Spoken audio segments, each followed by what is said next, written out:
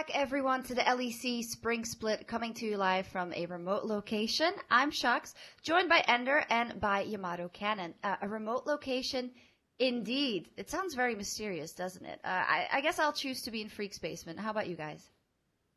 Freak's basement, I guess we know it too well. The distinct smell. Let's hang out there together. Everyone's welcome.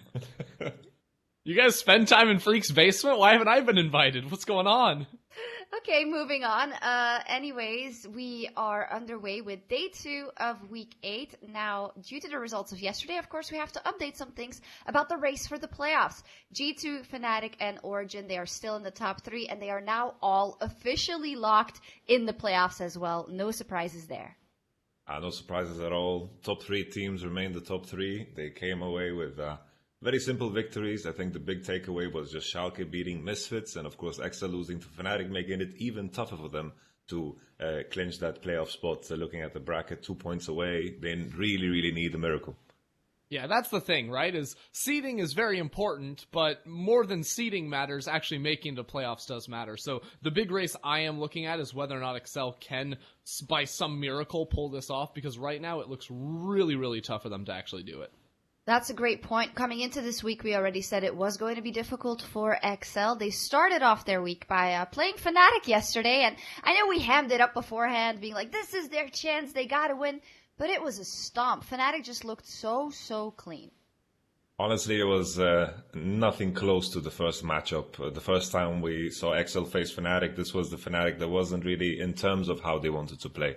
Now, finally, after that week when they got 2-0 and Bwipo was playing the Zac and all of that jazz, it feels like Hylissang and Bwipo are not inting any longer. They are finally having that trust from their team and they're playing at the highest level. I think they're easily in consideration for the best player in their position.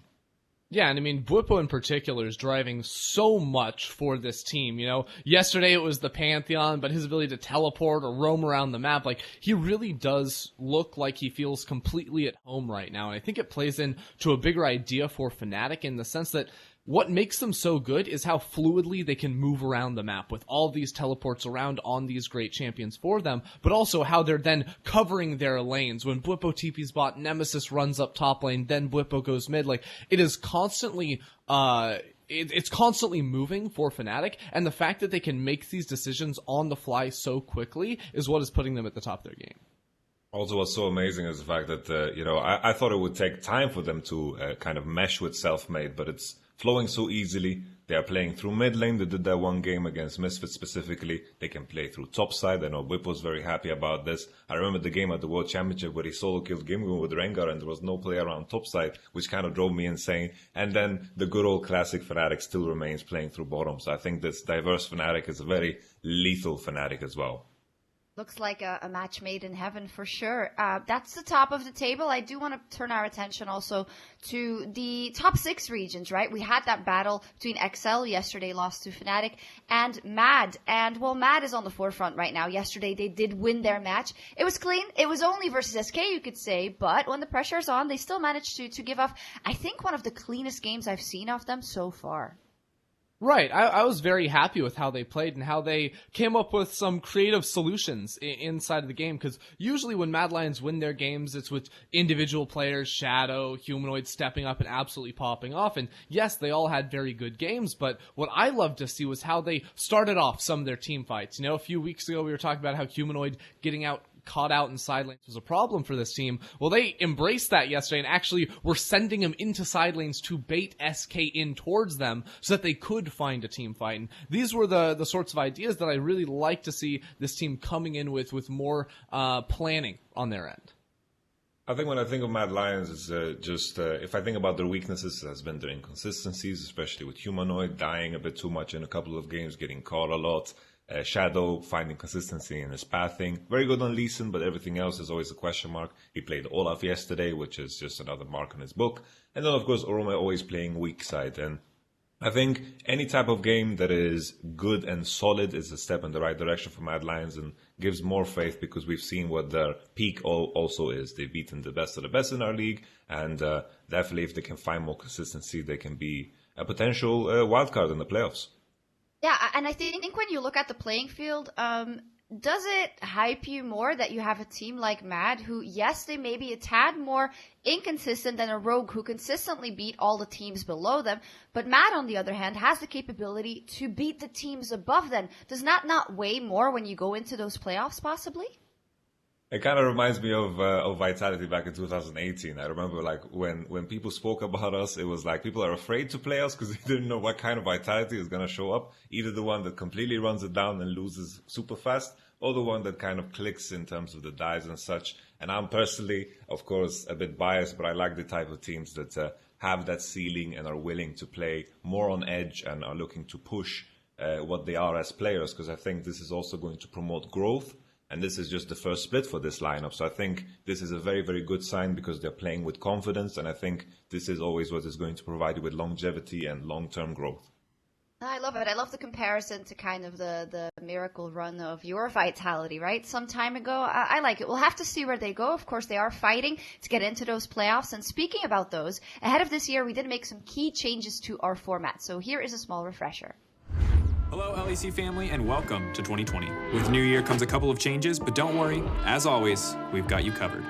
During the regular season, our 10 teams will face off against one another in a double round robin, best of one format, with the top 6 teams moving on to the playoffs. Championship points are awarded differently in each split. For more information on championship points, read our article on eu.lolesports.com. In playoffs, each match will be played in a best of 5. In Week 1, on the winner's bracket side, the best team from the regular season, Team 1, will get a choice of taking on either Team 3 or Team 4, with the remaining duking it out against Team 2. In the loser's bracket, Team 5 will take on Team 6. In Week 2, Match 4 will pit the lowest of the seeds to lose from Match 1 and 2, and will play against the winner of Match 3. The winner of Match 4 will play the highest seed that lost from the winner's bracket. And finally, in Match 5, the winner of Match 1 will play the winner of Match 2. In Week 3, during our roadshow, the winner of Match 6 will square off against the loser of Match 5, with the winner advancing to play for all the marbles against the winner of Match 5. Thanks for watching, and see you soon. That is the revamped playoff system, and now to make it maybe a bit easier to understand, what we did is we made this mock bracket based on the seedings of the teams as they are right now. So basically the higher seed would always win. That way you can't say we're biased. However, it does look like it's not the case. Yeah, you're sure? It's Fnatic stuff versus Mad. I didn't check that before I watched it. No, so we're very positive about Fnatic and Mad.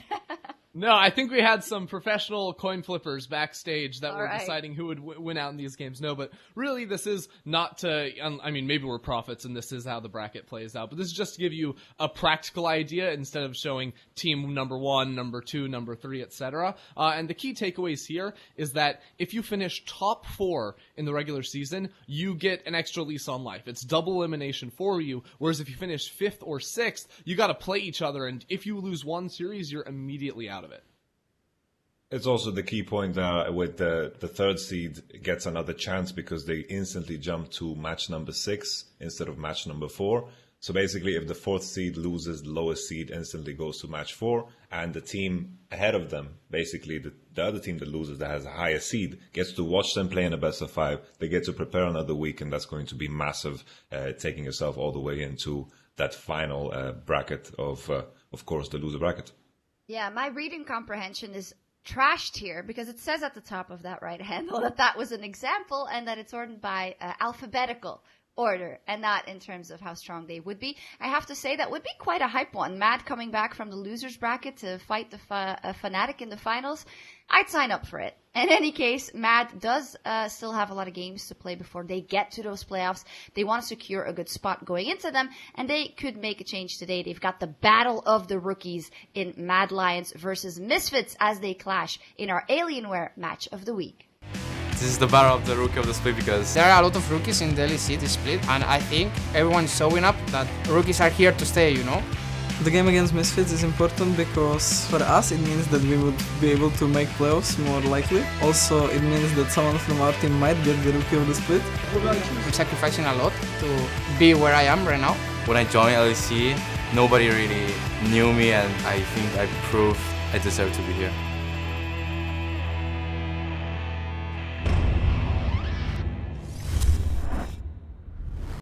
There we go. Our match of the week is the Battle of the Rookies, as you can see it there, Misfits versus Mad. As said, we're quite on the hype train, I think, for Mad. They're looking strong. But on the other hand, there is a Misfits who suffered a loss to Schalke04 yesterday. And I think we're more looking at if they can recover in that game.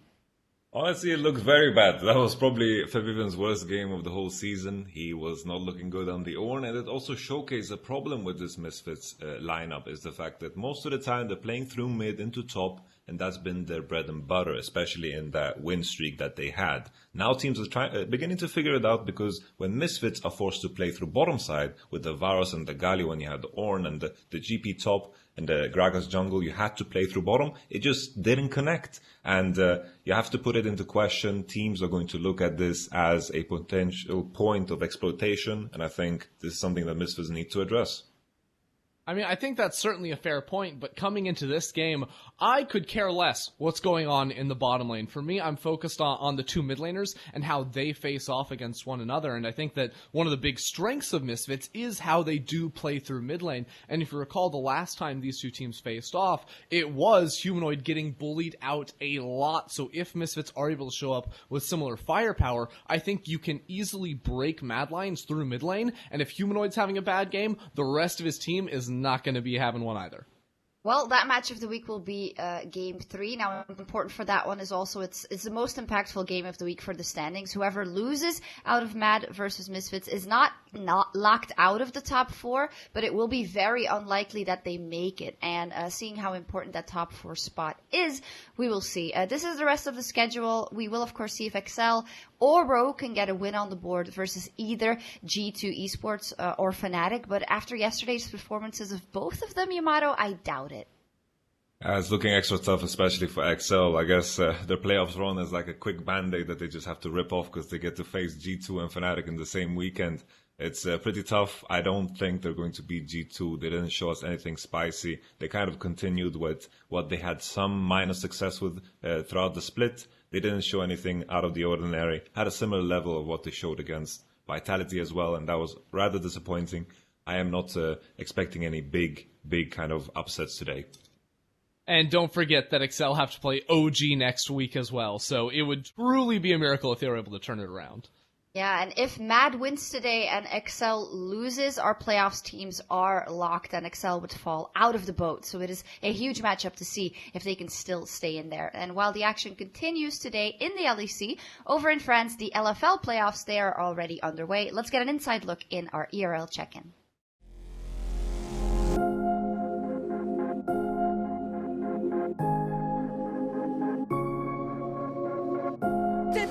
Double kill, Dan qui sustain. Dan pour un triple kill, c'est absolument énorme. Dan, before shocking the LEC with the new Misfits roster, he was already surprising an entire country, France.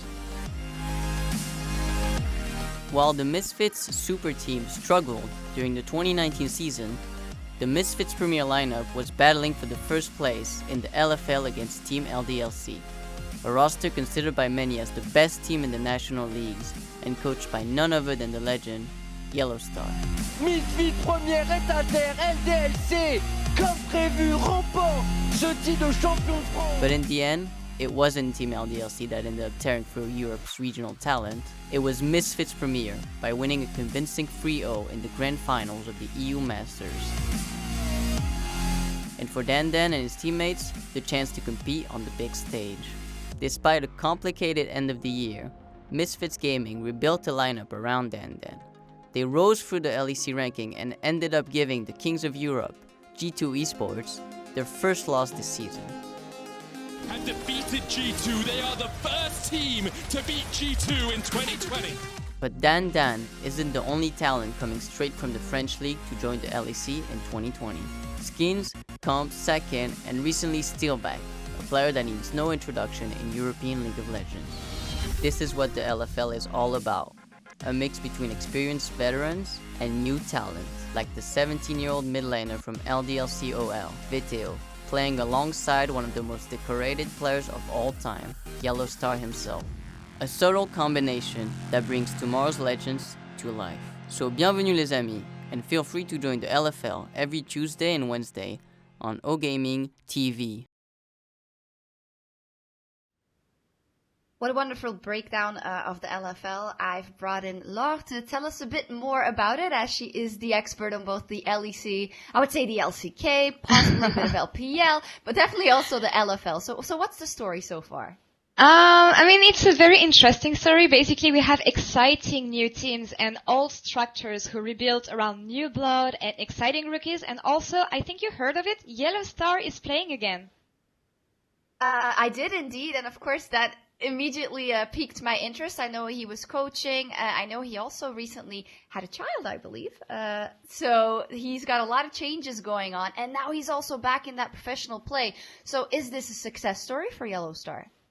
Yeah, you actually raised an important point here, because we had big question marks around LDLCOL at the beginning of the split, because the successful team we knew from 2019 with Joko, Eka, Steelback exploded at the end of the year, and LDLC rebuilt around Yellow Star and promising rookies, and we didn't know how it was going to work with the fact that he had a child and he was coming back to playing after long years. But I mean, you can feel it in game, really. These Yellow Star shot calls that we were used to seeing in the LCS back then, you can actually see the impact that it can have on the team. And here they went 12-2 in the regular season, ironically, as they always do. And yeah, they're waiting in finals, and hopefully they will face off against Misfits from here. So it is the same story again. We have LDLC and Misfits as the strongholders there. Of course, it's very important to note that the EU Masters will begin with the play-in stage on the 6th of April, and you'll be able to watch all of the action at twitch.tv/EU Masters. Thank you very much, Laure, for that check-in for the LFL. But for now, we're going to focus in on our first match of the day. Schalke and Vitality have found success in the ERLs and for their LEC teams. It's all about building for summer. Let's see who gets the win today.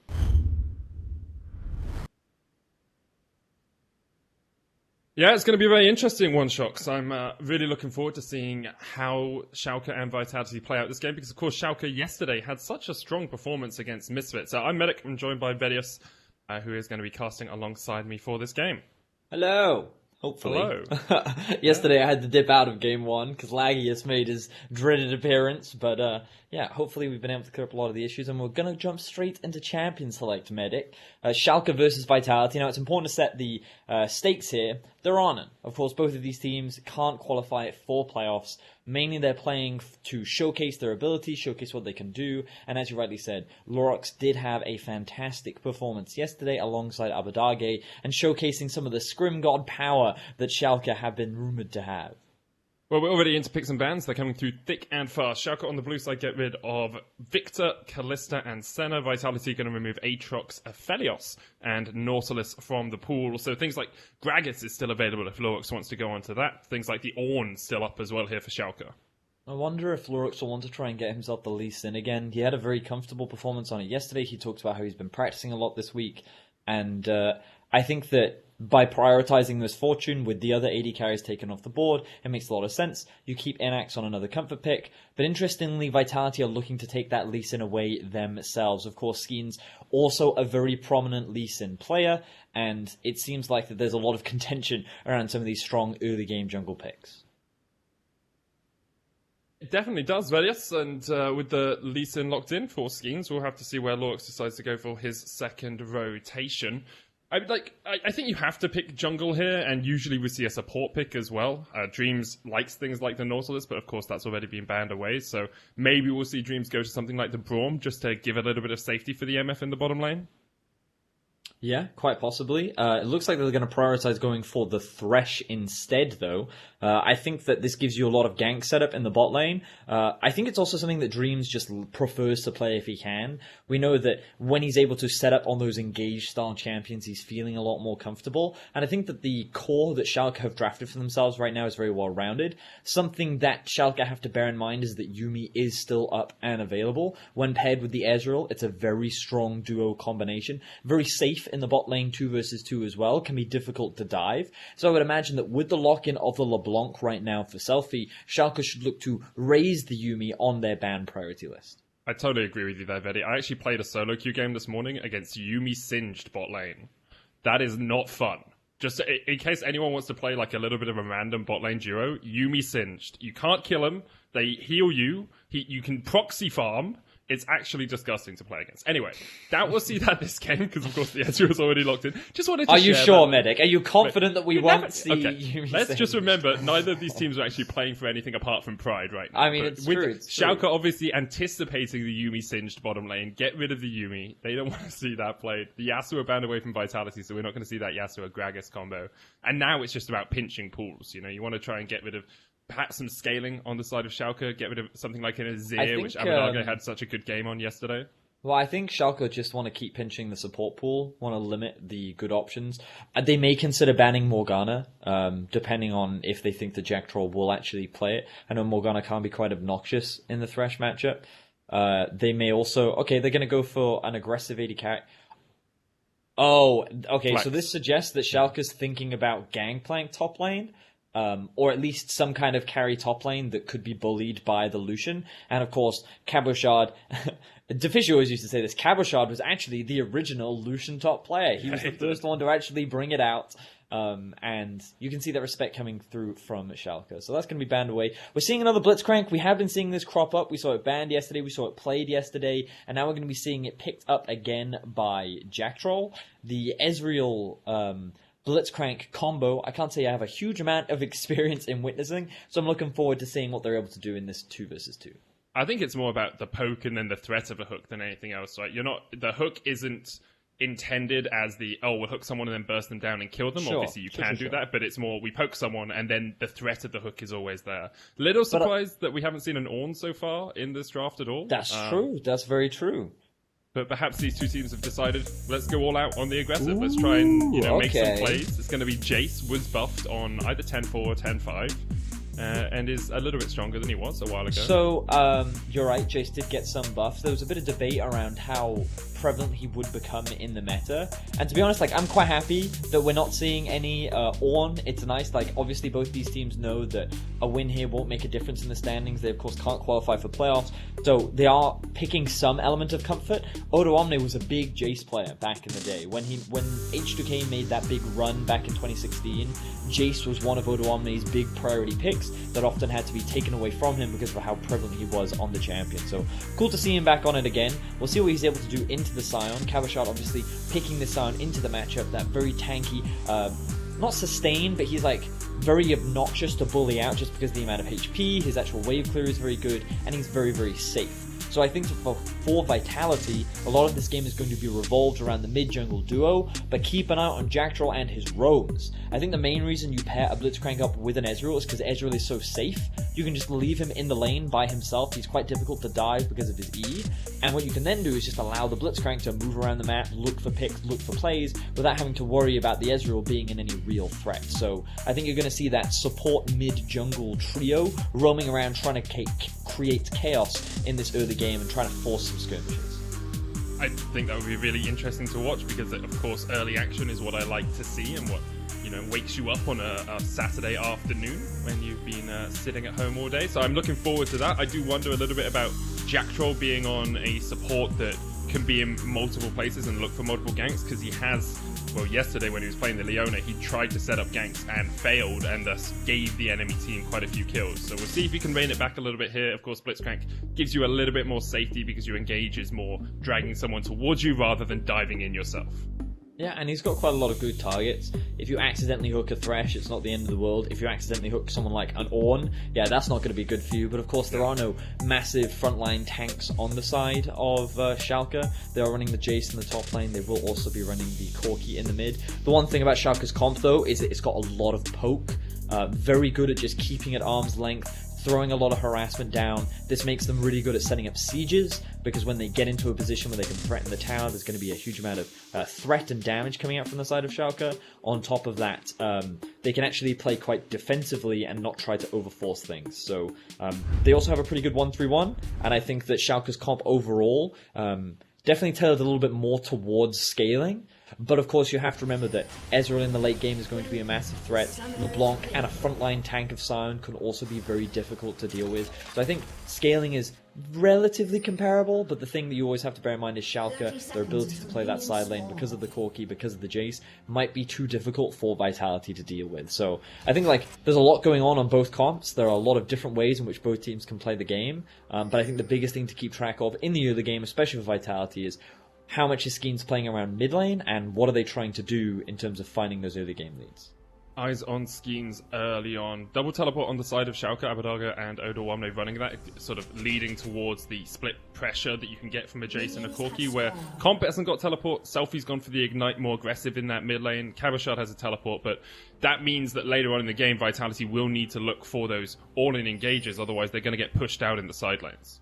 Yeah, they certainly will. I think getting an early lead is really important for Vitality. You want to set up the LeBlanc to a point where Schalke can't go on side lane, because the thing about LeBlanc is if she's behind, then she obviously gets very easily bullied out, and the threat that she can have on a side lane isn't that big.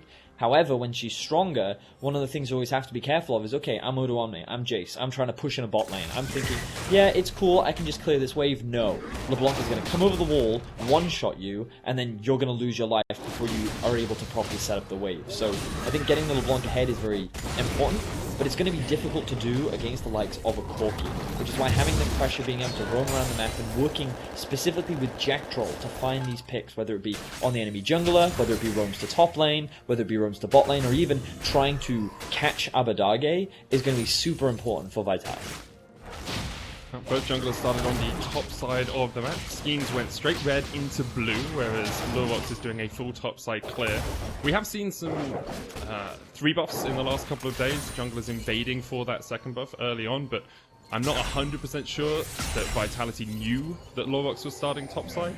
So Skeanz deciding he didn't want to see if he could steal away at the red buff. Innaxe and Dreams have pushed in the bottom lane, hit that level 2 first, and it's just what you always see in bot lane, assuming the enemy laners are respectful, or that getting level 2 first means is that you maybe get rid of 1 minion or so, but the fight is going to start in the bottom lane as Jackson has hit level 2, good flash, goes in, double flash out of Dreams and Innaxe to get away. Nice early play there from Vitality. Being able to burn those summoner spells is extremely important, especially in the early game. We already talked about how Vitality is going to be wanting to look for these early game leads. This will enable Selfie to look for early roams to the bot lane and find some big picks. So I like the proactivity, I like the play. Skeanz taking a very aggressive jungle route to get that early level 3 and then look for a very quick gank. He's now going to pick up the bot side Schalke04 to provide a little bit more safety for his duo as they have to, as the wave is pushing against them. They're going to have to need that extra bit of security as Lurox is going to continue with his full clear. We'll see if Skeanz is able to get around some of this vision that's been laid down by Schalke, because as you see there, he was spotted on a ward. There was a ward cleared out by Lurox on the Razor Beaks as well. So Schalke doing an okay job of understanding where Skeanz is on the map early on, but he is going to get double scuttle, which means he'll have an advantage over Lurox. Yeah, so Skeanz, I'm not quite sure how they got vision of the Gragas, but Vitality definitely knew he was there because they were pinging him out.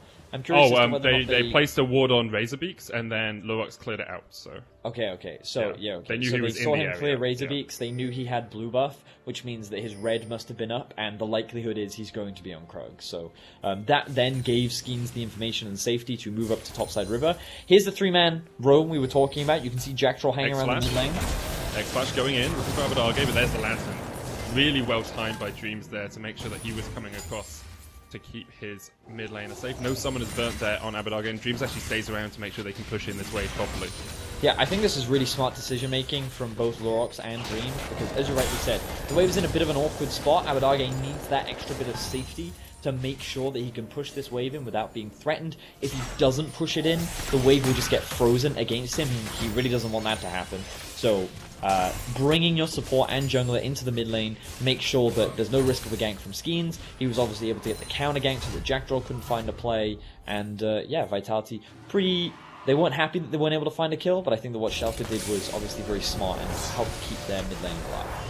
And you've also, because you're isolating Innaxe a little bit in the bottom lane by making a play like that, there has been a CS lead developed for Comp. Now, some of that's going to be answered here by Innaxe. You know, he's able to farm up this wave and push it in. But Comp has gone back, got himself a Sheen. That tends to be the item support AD carries get, or Ezreals get, when they want to be a little bit more aggressive in lane, deciding they don't want to go tier first and get stacking as soon as possible. So I actually really like this itemization choice from Comp, because it means that we're likely to see more action early on.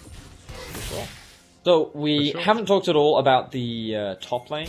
Want to bring attention to the fact does it matter that much? Yeah, because I think not many people get to see a Jace versus Sion top lane matchup. That's true. Especially how obnoxious Jace can be in solo queue. I think that it's really interesting to look at what Cabochard is doing, and maybe it can help people in this match as well. So the first thing you'll notice is Cabo is actually able to get priority in this lane quite comfortably, and he's running the Comet as well. So his primary goal is he's going to land that E onto a minion. That's then going to run through Odoamne, which is going to slow him and apply that extra bit of Comet poke. So as you can see right now, that kind of combo is just going to add that extra bit of harassment. It's going to slow Odoamne. It's going to force him to disengage. Look at how little this poke is doing. You can see that Cabo did a very early base, didn't use his teleport, but actually grabbed himself early health and early armor. So his whole goal is to try and mitigate a lot of the early laning pressure that Jace likes to put out, and basically it means that this Jace isn't getting ahead, which is really important, because what we talked about so much for Schalke is they want to have these strong split pushes in a side lane, and obviously once they get that 1-2 item Trinity Force on the mid lane, I mean, you can go a variety of different items. Sometimes we see the tier first item on the Jaces in the top lane, especially if they're going for a split push build. Sometimes we'll see full lethality if they're going for a pure poke build. It looks like from his early pickaxe, he's thinking about the Manamune itemization. But either way, regardless of what direction he does go towards, once they get those items, they'll obviously be a little bit more threatening, but you don't want to allow them to build up early CS leads, which is why I think the Sion is a great pick for mitigating that advantage which Jace Comp can get. Dragon taken here, the root's going to land on Abbedagge as Jackdraw's come across. The Selfie's dead before Jackdraw can even get in there. Yeah, diving straight into a machine gun is probably not the best idea there, Selfie. So that probably wasn't Selfie's plan. I'm going to take a wild guess. This is going to make the matchup very difficult. You don't say, Benny. Yeah, because this is now going to give... I want to see Abbedagge now just rush a Hex Shrinker. Because the moment he gets that, like, this matchup is doomed full of loss. She can't really harass, she can't really trade. He's actually going to go... Okay, so he just wants to rush the Trinity Force. That's fine, like, the earlier you hit that spike, the better. But let's have a look at the replay. Let's see exactly what happens here. So... he's going to land his Q. The first thing is this draws minion aggro, so notice that, right? He's then going to take the full Gatling gun. He's then going to hold on to his W because he doesn't want to get hit by the Q. And he also gets hit by every single rocket from Abbedagge while also missing his initial W damage onto him as well. So, I think the really big thing that he was trying to do is because Jackdraw was coming, he stepped back in front of the minions to land his second chain. And that just gave Abbedagge all the time to use the Gatling gun and just shred him down. Because of course, probably using armor and magic resist when that Gatling gun's going off. It was probably a communication thing where Selfie was like, or Jackdraw was saying, I'm coming to gank mid, let's look for a play mid. And then while he's so committed to setting that up, Jackdraw then isn't in a position where he can properly follow up, and then obviously Selfie ends up losing his life. Doesn't use flash, doesn't use the ignite, and yeah, gives the early Sheen over to Abbedagge. 500 gold lead now in the mid lane, about 500 for Schalke across the rest of the map. So, Cloud Drake did go down earlier for Vitality, but a Riptide has been picked up by Schalke to respond. We'll see how anxious they are to use that, because they really don't need to right now. They can just continue with these lanes. No one's really being harassed out too much. I mean, Comp has a slight lead in the bottom lane, which is now the top lane, but nothing too monumental. So Schalke should be very happy with how the game's going so far. Yeah, Schalke should feel pretty confident, especially after that early kill. They're not going to be super happy about the fact that this Ezreal has a lot of farm, because he's going to be the late game guarantor for the side of Schalke. You have to remember that Ezreal, I think one of the big things to... Ooh, Dreams. One of the big things to recognize about Ez is that his scaling is relative to how easy it is to kill him. And when you look at the comp coming out from Schalke, these champs aren't really the best at diving onto a backline and threatening a squishy champion like Ezreal. So once he gets to 2 items with Trinity Force plus Manamune, or Muramana, I always get it's Muramana is the upgraded one, because I remember through, you get a Muramana, right? So... okay. They were swordsmiths. They were Japanese swordsmiths. Oh, were they? Yeah, it's very famous historical Japanese swordsmiths. Manamune, I believe, was the apprentice. I might be wrong on that, but I know Manamune was a swordsmith, so that's why it's this is like. Well, my easy way to remember it is more mana. You get more mana. Okay. You get more mana from the upgrade. Yeah. Okay. Anyway, we'll go with that. The point that I'm trying to make is that once Ezreal gets that, plus the Trinity Force, he's going to be really strong, and he's going to be difficult to kill with the comp that Schalke have. So it's the kind of fallback win condition for Vitality, and because they do have a Scion, a very strong tank, tanks are always valuable in the late game, naturally because of how difficult they become to kill. And one of the easiest ways to deal with a poke comp is to just hard engage, and that's something that Scion is very good at. So I don't think that Vitality is completely out of it yet. Of course, the fact that the LeBlanc is behind is not an ideal situation for Vitality to be in, but again, they're not completely out of options just yet. I'm just going to correct myself because I know I'm going to have a bunch of tweets coming in. Masamune was the name of the swordsmith. Masamune. Yeah, Manamune Masamune. So it was a lineage. Well, no, it was a very famous swordsmith, and now there's like a Masamune swordsmith prize for really good swords. Yeah. Would you think you'll compete? I know that you I was practice thinking about it. I mean, at home. In the time that I've had recently by myself at home, with only my teddy bears to talk to, I have been thinking of picking up a skill. Cross stitch was slightly higher on the menu because, of course, it's like surgery, but perhaps swordsmithing. Smart. Yeah, but see, like, this is the thing. I think that you're more tailored towards going a completely opposite direction because you went from medicine to casting, two very abstract fields. You could then take another completely 90-degree turn and, go down the blacksmithing route. But I think the problem is I've been making swords which are like scalpels, so that's too related in my opinion. You need something that doesn't relate at all to medicine. I've just remembered a random fact, by the way. I was watching a YouTube video about katanas, right? Okay. You can't actually parry with them. They're extremely fragile. Yeah, they're really fragile, aren't they? And you have to cut along a specific vector, otherwise they just don't work. Yeah, exactly. Like they break super easily. So like when you see in films like these katana sword battles, apparently that's not realistic at all. Because with a katana, when you strike, that strike means to kill. Like it's a one-hit wonder kind of thing. Oh, Selfie with a good flash there in the mid lane. The hook coming out from Dreams didn't kill. But thankfully, that's not a one-hit wonder. Perhaps we should put that in League of Legends at some point. An ability you can only use once a game. And then it just instantly kills things? Yeah. You think No, but if you don't land it, it's like a skill shot. If you don't land it, and it doesn't instantly kill, you just don't get to use it again. But if you land it, you can use it again. So what you're saying is that pro players... Pike we need Pike with an instant kill mechanic, okay? Yeah. Look, Venius, you look through my boy. I want Pike to be buffed because I'm really bad at it. It would be great if we could just have Pike ult all the time, and they don't have to meet a health threshold. Cho'Gath ultimate, just all the time, except it just goes from 100 to 0.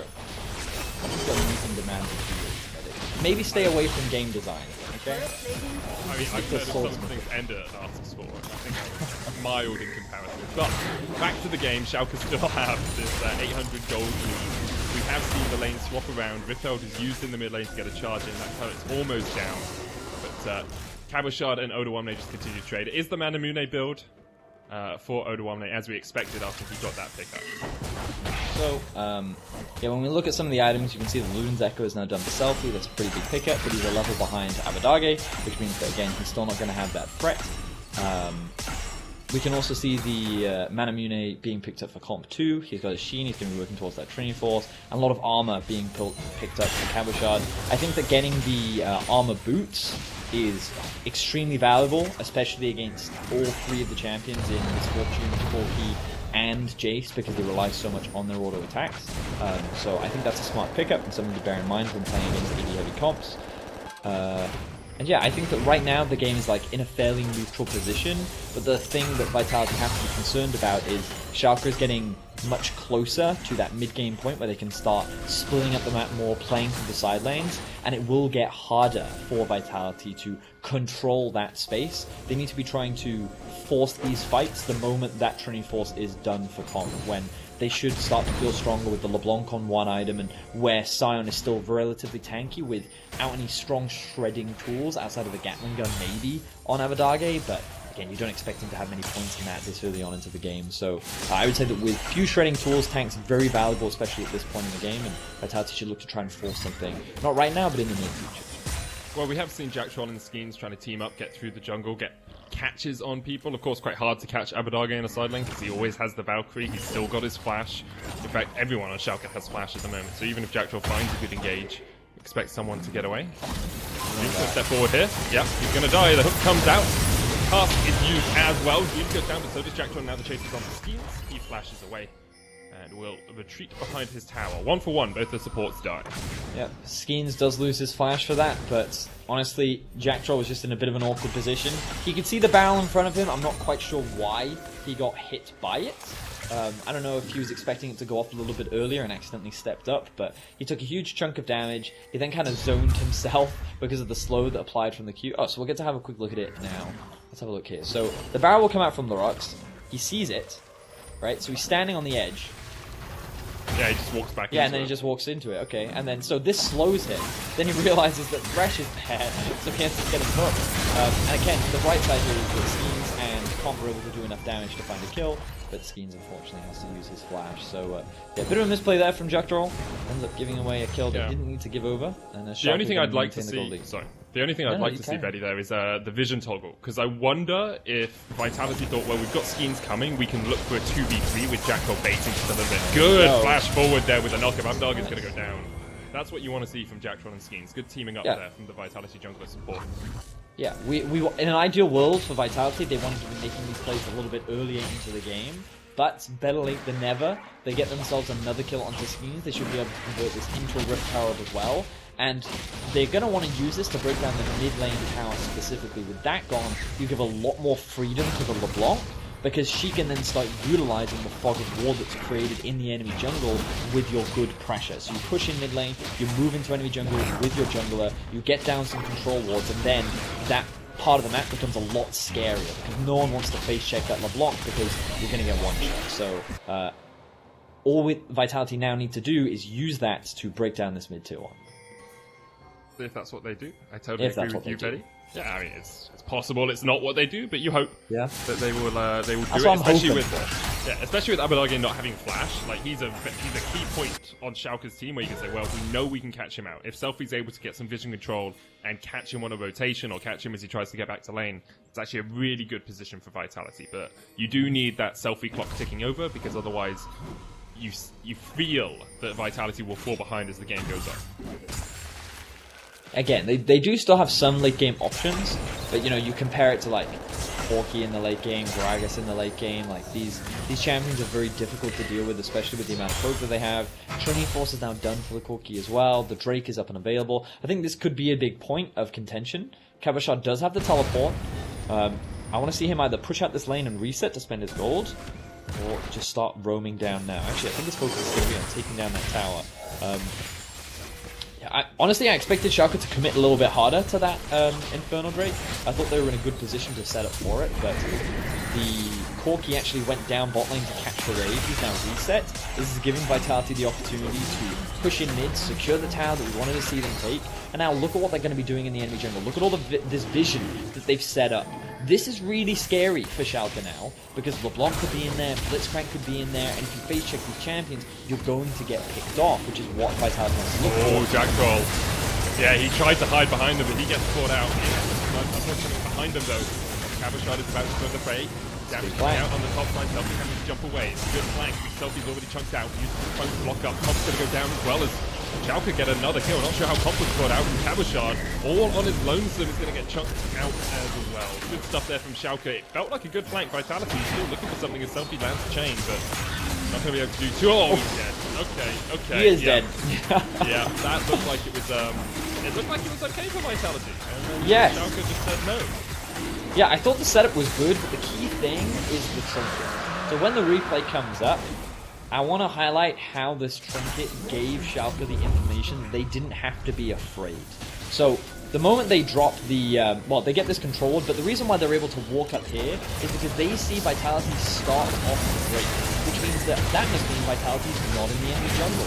This means there's nothing we have to be afraid of, so they can just collapse in the river and force the fight, and they have a numbers advantage.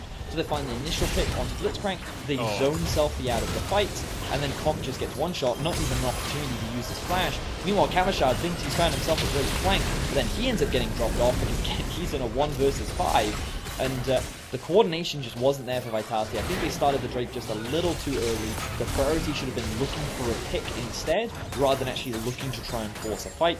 And instead they end up getting collapsed upon. Schalke walk away the victors, and now they've been able to balloon their goal lead to about 3k. And it's those sort of mistakes that have plagued Vitality this split, right? You can see what they want to do, but it feels more like 5 solo queue players than a coordinated team at times. Schalke have stepped up week to week. Yesterday, obviously, we saw them beat Misfits. Here, they capitalize on a mistake made by Vitality.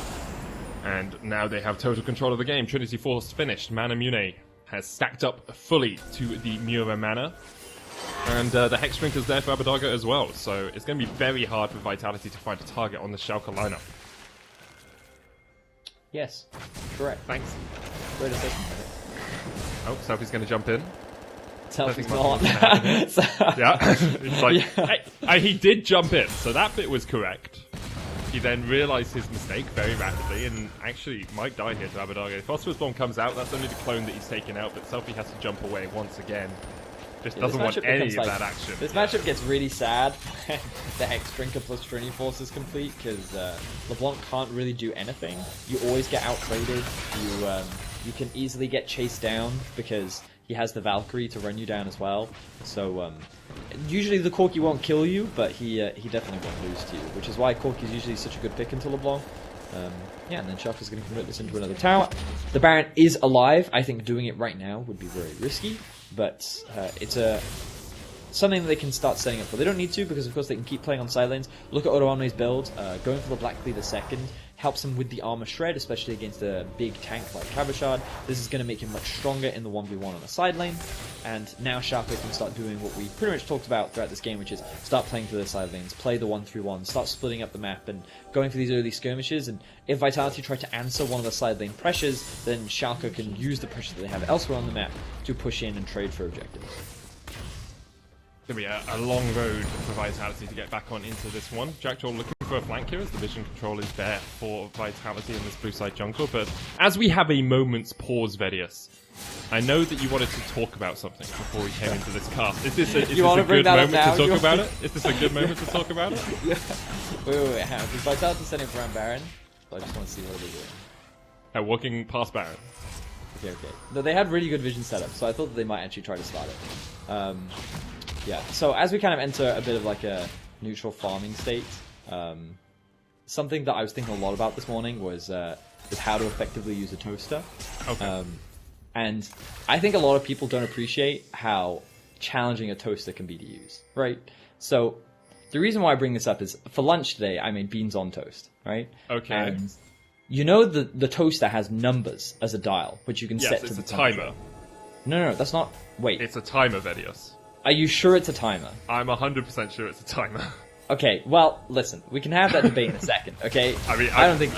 Unless you have, like, on most conventional toasters, that's a timer for how long until it pops up. Really? Yeah. Interesting. I thought it was the heat. I thought the level of heat is what was produced there. Because, the reason why I wanted to bring this up, right? The reason why I wanted to bring this up is because normally I like my toast like a golden brown, right? You know? Yeah, I like basically... Toast colored. Yeah, well, I basically like warm bread, like golden. Oh no, okay, that's bread, not golden brown then, that's beige. Beige at best. Beige, whatever, right? Point is, I don't like really crunchy toast, I like a little crunchy, right? A little crunchy, right? So that means that what I'll do is I normally want the timer on a 3, but the first time you put the toast in, you actually want to set it to a 4. Yeah, because it has to warm up. Because it has to warm up, and I think this is the crucial thing that people forget, Medic. And this is the thing I really wanted to draw attention to, because so many people just go in at a 3 for the first time, and the 3 is too low.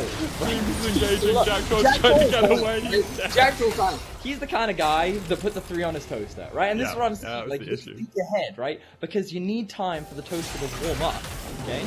And then, but that's the crucial thing, then when you put the next piece of toast in, you drop it down to the 3. right? And that like I think like more guys need to be out there on how to use a toaster, because it's taken me like over 20 years to really optimize this process, and I think too much toast has been damaged as a result. So you know how we talked about Masamune and Muramune and the idea behind these great blacksmiths who kind of revolutionized their craft? Yeah. Do you think there's going to be a league item called like Breadamune and it's named after Breadius, and you're going to have like honed the craft of making bread? I mean, I prefer it as a champion, you know. I mean, like, it's kind of the mighty bread maker. The call of millennials, isn't it? You know, we say, let's get this bread. The call of millennials. Let's get this bread. Let's yeet this wheat. Let's grow this dough. Breadius, the master bread maker. It's not bread though; it's toast. It's we're not making bread because that's yeah, different. Yeah, you can't make bread. You can make toast only. Yeah, because that you've got you need an oven for that, and that's like a whole tier above toasters. Okay, like maybe even 2 tiers. If you expect millennials to be able to use an oven, like, yeah, very difficult. Very difficult. Anyway, let's recap the state of the game. Like, that tangent went on way too long. The Infernal Drake did go down. Both teams could be setting up for the Baron, but right now they don't need to. You can see that Odoamne has pushed in bot lane. He has a 2-level advantage. He's using his prior bot to rotate up to mid. They have the pressure on top lane as well. Now they can look for a collapse onto the mid lane group of Vitality. They're very strong. The double level 16s coming out from Schalke. They should feel ready to force a fight. Vitality wants to be first. Cabochard coming in. Schalke splits. 2 sides of this. It's a hint of movement as bullet time comes out and Jackdaw's already dead. Skeanz down to half HP as Dreams falls low as well. Odoamne trying to get into the fight.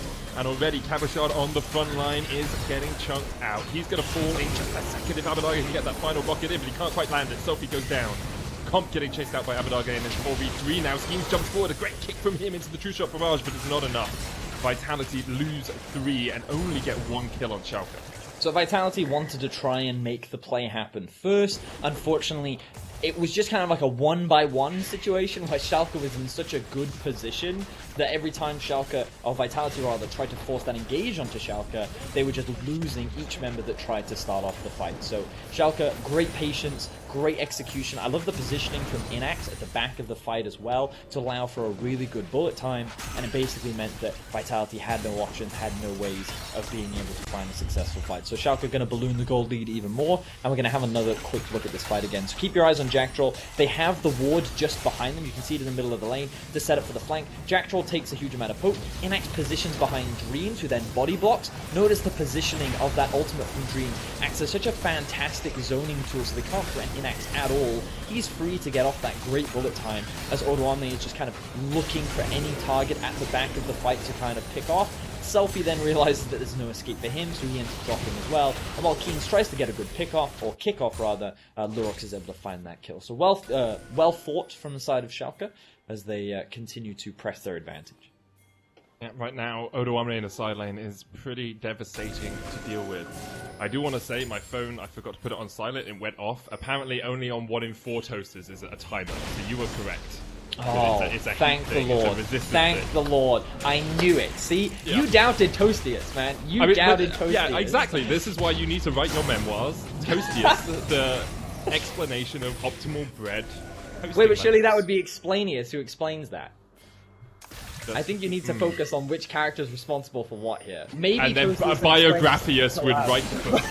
yeah. Shakespeareus would turn it into a play. Yeah. Or Spielbergius would make it into a movie. A poem or a play. Well, if it's a sonnet, it depends. Like, he did both. Da Vincius painted it as a painting. Anyway. In a little cathedral? Would he do that? In a little cathedral, Vedius. Not a big church. Very different. Alright, so the next Drake is going to spawn in 45 seconds. This is obviously going to be the objective that Schalke's looking for. Notice how Schalke have not started the Baron once, right? This is smart play from them because they recognize that they don't actually have anyone who can just straight up tank the Baron without taking a huge amount of damage. I think they could still take it pretty quickly, but again, their primary win condition is just playing through the side lanes. So the best case for them is focus on the Drakes, which are an easier objective to take and play around. Keep finding these successful fights, and don't bother gambling the Baron until it's safe. I think that trying to overforce this objective could have been an easy way to allow Vitality to get back into the game, and Schalke just not giving them that. If a fight happens, we're going to talk about the fight, but producers have just pinged me, Vedius. And I need to read something to you. I'm going to see if there's a fight's about to start. Oh, hook lands on the fake selfie. Is that catfishing if it's a fake selfie? Pretty sure it is. I don't think it is. I don't think it is. Looking for the hook here. It's the Cabochard. Odoamne is going to fight selfie on the side. Lands it there for Odo to get out. Dragon's going to go down. That is the soul across here. I'm just going to read this to you. The timing is all down to the toaster's bimetallic strip, 2 pieces of metal which heat up and expand so it begins to curl under the stress. The purpose of the dial is to dictate how far it can curve before the toast is ejected. So technically, it is both a measure of heat and time. Oh, interesting. So the producer sent us that. So Depper, who is organising the show, who is making everything fun, messaged that to me during the game. Gotta give the guy credit. Yeah, credit to him. That's multitasking at its finest. Truly caring about the product, making sure that we get the most pivotal toaster information to the public at all costs. So, Merrick, if you would wouldn't mind, could you please again reinstate what the timer truly indicates on a toaster for us? Okay, so the timer itself indicates. So the timing is down to a bimetallic strip in a toaster. The 2 pieces of metal heat up and expand and then curl under the stress, right? Okay. The dial indicates how far that bimetallic strip can curl before the toast is ejected. So it's the heating up of the strip to a certain curvature and then bouncing out or being ejected by the toast. So it's technically a timer, but also a measure of how much heat has gone through that bimetallic strip. That's interesting. That's interesting. It's a shame that it doesn't just tell me how burnt my toast is going to be. Anyway, a fight is happening in the bot lane. Jackdaw misses the hook, lands his ultimate. The Odoamne is going to go down as well. 1-for-1 so far. The Selfie is the force off the bottom side of this fight. Lurox goes low, but he's got Sonya to keep him alive. Cabochard in the bush. Yeah, that's not the easiest place to get out of. Sadly, a sign is a little bit too large to dodge in that hook. Selfie jumps in, he dies. Dreams is going to go down as well. I think the Ignite is ticking on him. Not quite enough damage. Dream survives, and now Schalke will push in 4 members strong against the 2 surviving players from Vitality. This has been pretty much a dominant game from Schalke. Vitality tried early on, but ever since Schalke got towards the 2 items on Corki, 2 items on the Jace, it's been pretty difficult for Vitality to do anything about it. Yeah, pretty much. Vitality in the other game couldn't find any successful picks. They also, dying 1v1 in the mid lane was definitely very detrimental to Vitality's primary early game win conditions. You can also see here a collapse trying to come out towards one of the side lanes. This is something that, you have to kind of try against split push comps, because if you just leave them to their own devices, they're just going to take away your whole base. But Schalke was in a position to be able to collapse. So the rest of Vitality end up dropping, because obviously they're weaker at this point in the game. And really like what Dreams ends up doing. He's able to get the flay off, right? He then levels up after finding that kill. Is able to land the lantern onto himself, which gives him a shield big enough to protect him from the Ignite. So an element of luck, an element of skill, all coming together to enable Dreams to survive. So, great stuff from him. You're about to hit me with a Frost just tweeted at us and said, "You morons, my toaster doesn't go to 20 minutes, it's heat, not time." I mean, that's what I think. I always thought. Okay, I want to say, an egg timer doesn't go to 20 minutes either, but that is still time. Just because it doesn't have a large enough size to go to whatever time you want. A clock doesn't go above 24 hours, but it still measures time. Anyway, I actually heard Foscurin in the background. Anyway, Schalke at the Baron, setting up. They've got total control of this because Odo can just push in a side lane. He's got teleport. He's being matched by Cabochard, who has teleport, but this should be pretty easy for Schalke. There's the 1-3-1 that we talked about, Abbedagge in the top lane. I mean, at this point, Schalke should just be able to end the game, right? Like, they are so overwhelmingly ahead. There's playing it safe, playing it cautiously, and then I think there's too much respect. And I think Schalke right now are showing a little too much respect to Vitality, because they are honestly just they're so insanely strong. That Jace is level 18 and has 4 items. And the longer that you draw the game out, the harder it actually gets to end, because obviously the enemy team also then gets levels and they also get gold. So I mean, yeah, Comp's at 4 items as well, right? Like the thing is, right, like they should is safe, then he can really dominate a fight. Schalke should start playing through 2 lanes now rather than 3, because bot lane is constantly pushing, and all they need to do is if they keep pressure on 2 points, that bot lane will inevitably push, which means that you will always have numbers advantage unless this happens. Dreams being caught out, yeah. Yeah. Oh, teleport's coming in by Cabochard as well. Selfie's being caught out by himself. He's going to go down 1-for-1 trade so far as Jackdaw looks for Odoamne. Lurox is there. The rest of Vitality trying to meet up with Cabochard, who's kind of a little bit on his lonesome, but look at the damage coming out from the shot blast. Lurox pops a stopwatch. Odoamne's going to get chunked out by the true shot barrage as Comp jumps forward. Cabochard, that was a face plant. Not sure that was what he meant to do. Decimator Smash is going to hit again, but Comp takes a bit of damage from the shot blast. And Cabochard will fall. Hex Flash used by Jackdaw to get safety, but Vitality with super minions pushing on the Nexus now should at least be able to either take the Baron or take another inhibitor. Who are they going to have to... I mean, they should be able to. They should be able to. Of course, they've got Skeanz is still alive. carries here, basically. Yes. Yes, they do. Right, who is it? They're starting off with man. Where's Skeanz? He's stuck bot lane. He's not going to be able to get there in time. Schalke securing the Baron. There should be more... Of course, the Elder Dragon. They're probably going to want to get that as well. So... You sound kind of disappointed by that, Medic. Well, because I was like, we can't keep talking about Toast, Medic. Like, we've talked about Toast too much, and I'm like, I'm running out of topics, I'll be honest. Like, next game, I had some more owl facts prepared, but I don't want to use them now, because I'm like, we got to save that material for later.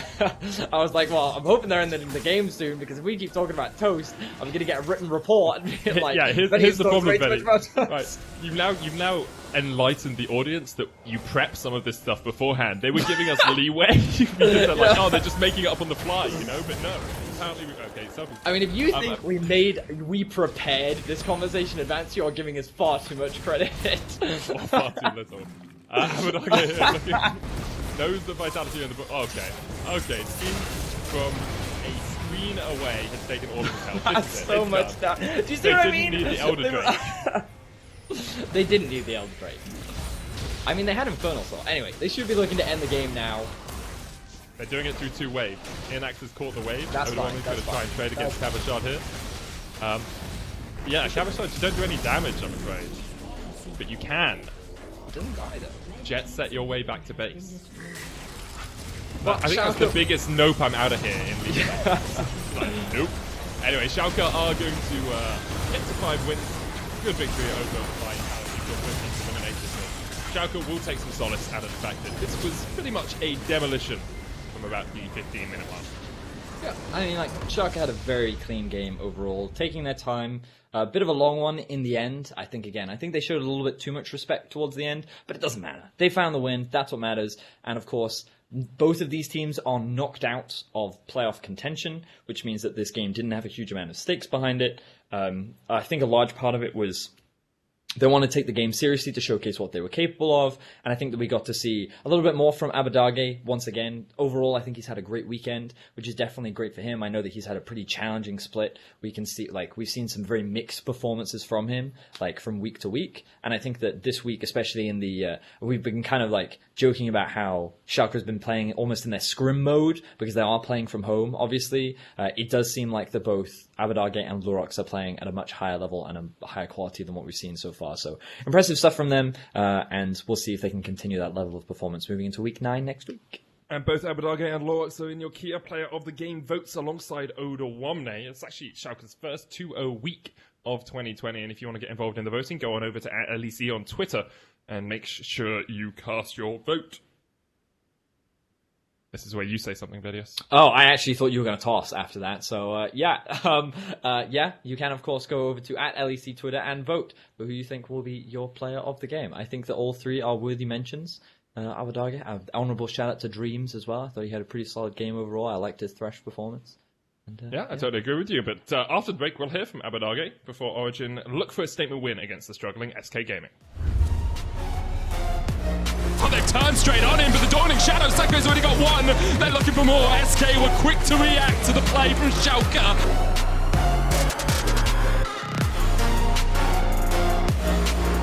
cooldown is redeemed. Sniper with the hook shot comes out. Oh my god!